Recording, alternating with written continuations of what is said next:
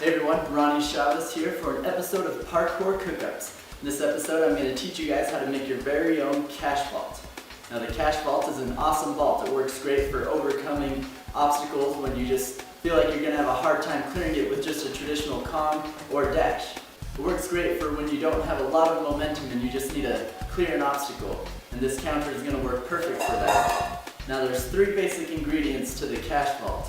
As it sounds in the name, first you want a good amount of Kong vault. That's the K in the KASH vault. Then you're going to want a dash of, the dash vault. And then finally, you're going to add a little bit of pop for flavor. So because this is a combination move, it will help if you have already learned the Kong vault and the dash vault. You can check out the two tutorials for those right here. And even if you haven't already learned those, you can still learn the KASH vault before learning either of those. So our first ingredient, as I mentioned, is the Kong vault.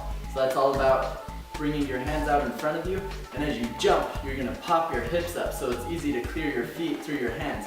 At this point, this is where the little flavor of pop comes in. You're going to do a push with your arms so that as your feet come through, you can then begin to lean back and pop your hips forward so that you can get in position for the dash vault. And then at that point, you're just going to push off a second time with your hands, and the dash vault is what actually allows you to clear a farther distance than you normally could with no momentum.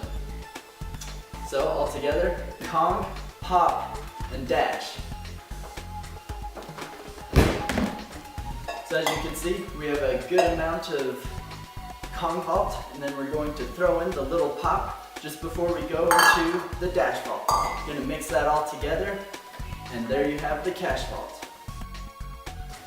Now this is one of those tricks that takes a lot of practice. You can't just expect to throw it in the oven and get it right every time. You really have to experiment with it and just have fun with it. Well, I hope you guys enjoyed learning how to do your very own KASH vault in this episode of Parkour Cookups. Be sure to subscribe for more parkour tutorials in the future, and thanks for watching.